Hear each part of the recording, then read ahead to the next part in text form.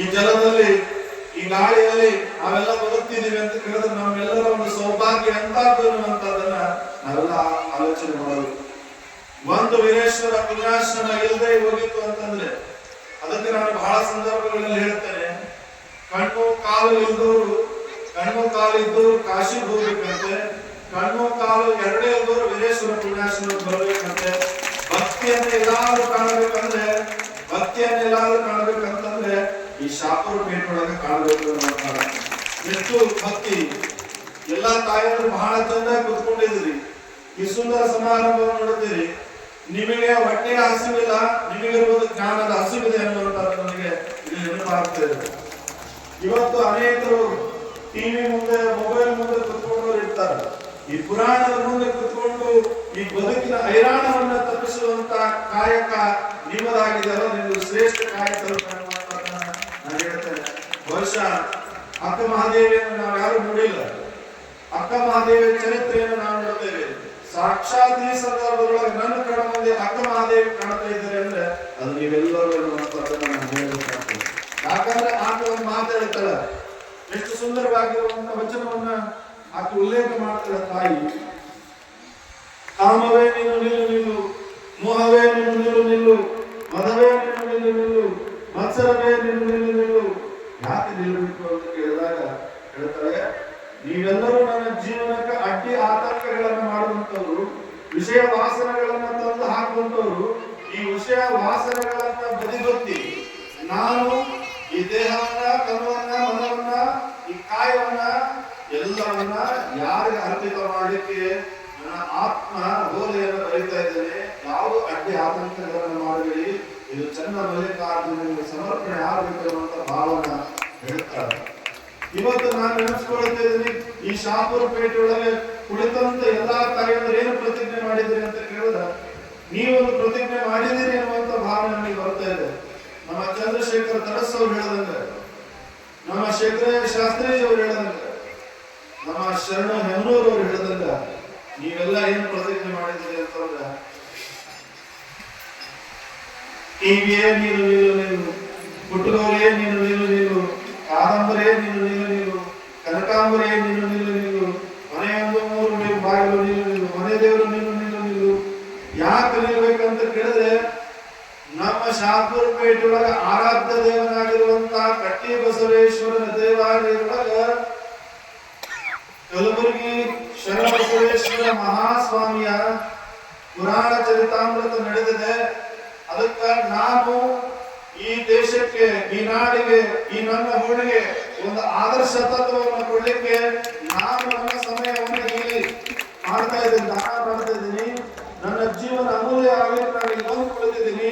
ಇದು ನನ್ನ ಮಕ್ಕಳಿಗೆ ಆದರ್ಶ ಆಗಲಿ ಎನ್ನುವಂತ ರೀತಿಯೊಳಗ ನೀವೆಲ್ಲ ಪ್ರತಿಜ್ಞೆ ಮಾಡಿದ್ದೀರಲ್ಲ, ಇದು ನಿಜವಾದ ಸಮಾಜವನ್ನು ಕಟ್ಟಿ ಬೆಳೆಸುವಂತ ಕಾಯಕ.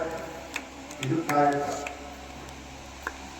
ಅದಕ್ಕ ಹುಟ್ಟಿದಾಗ ತೊಟ್ಟಿಲು ಕಟ್ಟುವವರುಂಟು, ಮದುವೆಗೆ ಬಾಸಿಂಗ ಕಟ್ಟುವವರುಂಟು, ಆಯುಷ್ಯ ತೀರಿ ಜನ್ಮ ಹೋದ ಮೇಲೆ ಅದನ್ನು ಕಟ್ತಾರೆ. ಆದ್ರೆ ಸಮಾಜವನ್ನು ಕಟ್ಟಿ ಬೆಳೆಸುವಂತ ಕಾರ್ಯಕ್ರಮ ಎಲ್ಲಿ ನಡೆದಿದೆ ಅಂತ ಕೇಳಿದ್ರೆ ಅದು ಕಟ್ಟಿ ಬಸವೇಶ್ವರ ದೇವಸ್ಥಾನದ ಕಲಬುರಗಿ ಶರಣಬಸವೇಶ್ವರ ಪುರಾಣ ಸಮಿತಿಯ ಈ ಎಲ್ಲ ಪದಾಧಿಕಾರಿಗಳಿಂದ ಸಮಾಜವನ್ನು ಕಟ್ಟಿ ಬೆಳೆಸುವಂತ ಕಾಯಕ ನಡೆದಿದೆಯಲ್ಲ, ಇದು ನನ್ನ ಸಮಾಜಕ್ಕೆ ಬೇಕು. ಇಂಥ ತಾಯಿಗಳು ನಮ್ಮ ಸಮಾಜಕ್ಕೆ ಬೇಕು, ಇಂಥ ಶರಣರು ನಮ್ಮ ಸಮಾಜಕ್ಕೆ ಬೇಕು. ಅದಕ್ಕೆ ನಮ್ಮ ಮಕ್ಕಳು ಸಮಾಜದೊಳಗೆ ಏನಾಗಬೇಕು ಅಂತ ಕೇಳಿದ್ರೆ, ಸಮಾಜದೊಳಗ ಮಕ್ಕಳು ಮಾರಕ ಆಗಬಾರ್ದು, ಅವ್ರಿಗೆ ಸ್ಮಾರಕ ಆಗಬೇಕು. ನೀವು ಸ್ಮಾರಕವಾಗುವಂತ ಕೆಲಸವನ್ನ ಮಾಡಬೇಕು.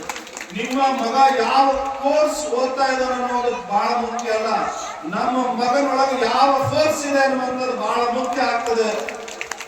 ನಿಮ್ಮ ಮಗ ಆರ್ಎಕ್ಸ್ ಕುಡಿತಾನೆ ಅನ್ನೋದು ಮುಖ್ಯ ಅಲ್ಲ, ನಿಮ್ಮ ಮಗ ಹಾರ್ಡ್ ವರ್ಕ್ ಮಾಡ್ತಿರ್ತಾರೆ, ಅವನು ಒಳ್ಳೆ ವ್ಯಕ್ತಿ ಆಗ್ತಾನೆ ಅನ್ನುವಂಥದ್ದು ಬಹಳ ಮುಖ್ಯ ಆಗ್ತದೆ. ಆ ಕಾರಣವಾಗಿ ಇಂಥ ಒಂದು ಅಮೂಲ್ಯವಾಗಿರುವಂತ ಕಾರ್ಯಕ್ರಮ ನೋಡಿ, ಬದುಕಿನೊಳಗ ರಾಮಾಯಣ ಆಗಿರುತ್ತದೆ, ಪಾರಾಯಣ ಆಗಿರುತ್ತದೆ, ಸಂಸಾರದ ಭವಬಂಧನದೊಳಗ ಬದುಕು ಹೈರಾಣ ಆಗಿರುತ್ತದೆ. ಈ ಹೈರಾಣ ಪಾರಾಯಣ ರಾಮಾಯಣದೊಳಗ ಪುರಾಣ ಕೇಳಕ್ ಕುಂತವ್ರು ಅಂತಂದ್ರೆ ನೀವದಿಲ್ಲ, ನೀವು ಬಹಳ ದೊಡ್ಡವರು ಅನ್ನುವಂಥದ್ದನ್ನ ನಾನು ಹೇಳ್ಬೇಕಾಗ್ತದೆ. ಈ ಈ ಭವಬಂಧನವನ್ನ ದಾಟಿಸುವಂತ ಪುರಾಣ ಇದೆಯಲ್ಲ ಅದು ನೋಡಿ. ಕಲಬುರಗಿ ಒಳಗ ಅನ್ನದಾಸೋಹ ನಡೆದ್ರೆ, ಗದಗ ಶಹಾಪುರ ಪೇಟೆ ಒಳಗ ಕಟ್ಟಿ ಬಸವೇಶ್ವರ ದೇವಸ್ಥಾನ ಒಳಗ ಅನ್ನದಾಸೋಹ ಮತ್ತು ಜ್ಞಾನದಾಸೋಹ ನಡೀತಿದಲ್ಲ, ಇದು ಬಹಳ ದೊಡ್ಡ ಕೆಲಸ. ಕೇವಲ 48 ದಿನ ಮಾಡುವಂತ ಬಹಳ ದೊಡ್ಡದು ಮಹಾಮಂಡಲ ಅಂತೀವಿ. ನಮ್ಮ ಶಾಸ್ತ್ರೀಯರು ಹೇಳ್ತಾರೆ, ಒಂದು ಮಂಡಲ ಅಂತಂದ್ರೆ 48 ದಿವಸ, 48 ವರ್ಷ ಅಂತಂದ್ರೆ ಮಹಾಮಂಡಲ ವರ್ಷ ಕಾರ್ಯಕ್ರಮವನ್ನ ಹೇಳಿದಂತ ಒಂದು ಜಾತ್ರೆ ಇದ್ರೆ ಅದು ಕಟ್ಟಿ ಬಸವೇಶ್ವರ ಜಾತ್ರಾ ಮಹೋತ್ಸವ ಎನ್ನುವಂಥದ್ದನ್ನ ಬಹಳ ಹೆಮ್ಮೆಯಿಂದ ಹೇಳಿಸಬೇಕಾಗ್ತದೆ. ನೋಡಿ, ವೇದಿಕೆ ಸಂದೇಹವನ್ನು ಮೂಡಿಸುವಂತ ವೇದಿಕೆ ಇಲ್ಲ, ಸಮಾಜದ ಸಾಧಕವನ್ನ ವ್ಯಕ್ತಪಡಿಸುವಂತ ಸಾಧಕರು ಈ ವೇದಿಕೆ ಮೇಲಿದಾರಲ್ಲ, ಇದು ದೊಡ್ಡ ಕೊಡುಗೆ. ಅಂತಿಂತವ್ರು ಒಂದು ಮುಂದಿನ ನಮ್ಮ ಶರಣ ನೆಮ್ಮದವರಾಗಲಿ, ಡಾಕ್ಟರ್ ಅವರಾಗಲಿ, ನಮ್ಮ ಶಾಸ್ತ್ರೀಯವರಾಗಲಿ, ಸಂಗೀತ ಕಲಾವಿದರಾಗಲಿ, ಇವರೆಲ್ಲ ಸಾಧಕರು ತಮ್ಮ ಜೀವನದೊಳಗೆ ಏನೋ ಒಂದು ಕೆಲಸವನ್ನ ಮಾಡಿಕೊಂಡು ಹೋಗುವಂತವರಲ್ಲ. ಸಮಾಜವನ್ನು ತೀಡಿಯುವಂತ ಕಾಯಕಲ್ಪದೊಳಗ ತಮ್ಮ ಕಾಯಕವನ್ನು ಹಸನಾಗಿ ಈ ಸಮಾಜವನ್ನು ಹಸನಾಗಿ ಮಾಡುವಂತ ಕಾರ್ಯ ಇಲ್ಲಿ ನಡೆದಿದೆ ಅನ್ನುವಂಥದ್ದು ಬಹಳ ಮುಖ್ಯ ಎನ್ನುವಂಥದ್ದನ್ನ ಈ ಸಂದರ್ಭದಲ್ಲಿ ಹೇಳಬೇಕಾಗ್ತದೆ. ಅಂತ ನಮ್ಮ ಶರಣವರು ಬಹಳ ಸುಂದರವಾಗಿ ಅದಕ್ಕೆ ನಾ ಹೇಳ್ತೇನೆ, ಈ ಬಾವಿ ಒಳಗೆ ಬಿದ್ದವ್ರು ನೆನೆಸ್ಬೋದು, ಅದು ಮೊಬೈಲ್ನಾಗ ಬಿದ್ದವ್ರು ನೆನೆಸಕ್ ಆಗಂಗಿಲ್ಲ.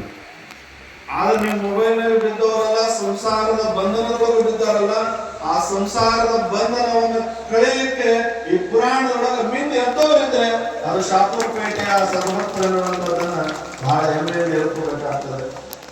ಅದಕ್ಕೆ ಒಂದು ಮಾತು ನೆನಪಾಗ್ತದೆ, ಈ ಶಾಸ್ತ್ರೀಯವರು ರಹಸ್ಯವಾಗಿ ಮಲ್ಲಿಕಾರ್ಜುನ ಹುಡುಗಾರವರಲ್ಲಿ ನಮ್ಮ ಬಿ ರೆಡ್ಡಿ ಸಾರ್ ಅವರಲ್ಲಿ ಒಂದು ಮಾತು ಹೇಳಿದ್ರು, 48 ವರ್ಷ ನಾವು ಪುರಾಣವನ್ನು ಮಾಡಿದ್ದೇವೆ.